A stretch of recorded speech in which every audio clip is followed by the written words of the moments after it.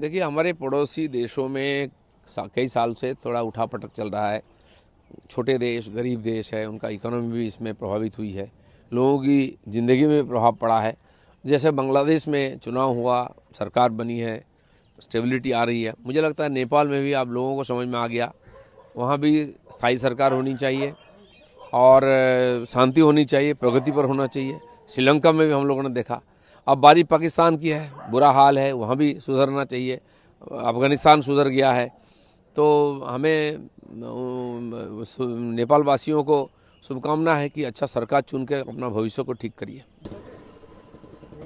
नीतीश कुमार राज्यसभा पहुंच रहे हैं और सीएम पद से इस्तीफा दे रहे हैं। देखिए, ये तो मुझे क्या कहना है। अगर भेजेंगे तो सीनियर पॉलिटिशियन काफ़ी साल उन्हें पहले लोकसभा में थे, फिर प्रदेश में राजनीति में आए, मुख्यमंत्री इतने बार हुए, तो उनका अनुभव अगर केंद्र सरकार लेना चाहता है तो भेज सकते हैं। नया किसी को जिम्मेदारी देना भी चाहिए।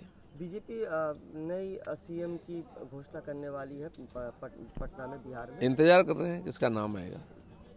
और मुख्यमंत्री कल धरना पे बैठ रही है, जो कि 2 बजे से। मुख्यमंत्री जीवन भर धरना ही की और कुछ नहीं दिया अभी तक। बंगाल में 15 साल बीत गया, लोगों को क्या मिला?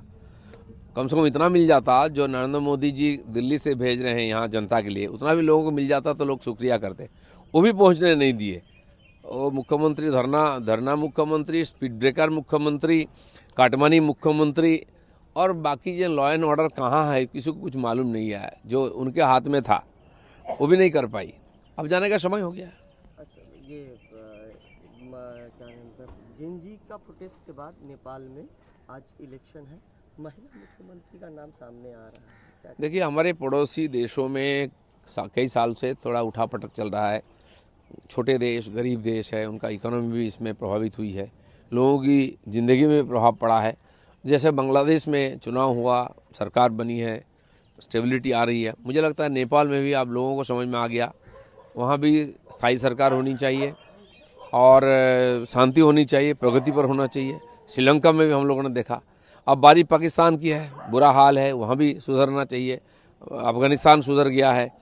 तो हमें नेपाल वासियों को शुभकामना है कि अच्छा सरकार चुन के अपना भविष्य को ठीक करिए। दिल्ली की कांग्रेस बार बार प्रोटेस्ट कर रही है एआई समिट, ग्लोबल समिट को लेकर, और जगह जगह पे प्रोटेस्ट कर रही है, कह रही है कि ये जो सरकार है, केंद्र सरकार, ये चोरी कर रही है, जुमलाबाजी सरकार है। अब ऐसे बोलते बोलते तो 10-12 साल हो ही गया। कांग्रेस का क्या हाल है देखिए। बिहार में दूरबीन से देखना पड़ता है, यूपी में जो राज्यों में कितने साल तक उन्होंने के डिकेट तक उन्होंने राज किया, आज वहाँ उनकी सदस्य नहीं है। बंगाल में तो उनको ढूंढने से भी नहीं मिलता है। तो इसलिए अपने संगठन की तरफ देखिए, देश की हर बात में विरोध करना, देश की जनता आज उसको समर्थन नहीं करेगा, बर्दाश्त भी नहीं करेगा। कांग्रेस सर, सीपीएम का इस बार वोट में क्या रोल होगा? बीजेपी का वोट काटने के लिए ममता बनर्जी कांग्रेस और सीपीएम को यूज करेंगी यहाँ, क्योंकि जो ऑफिस पहले खुलता नहीं था सीपीएम का अब खुल रहा है।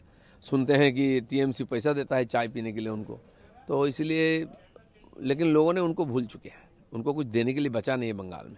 इलेक्शन कमीशन का फुल बेंच कोलकाता आ रहा है, आना चाहिए और जल्दी इसको निपटारा करना चाहिए।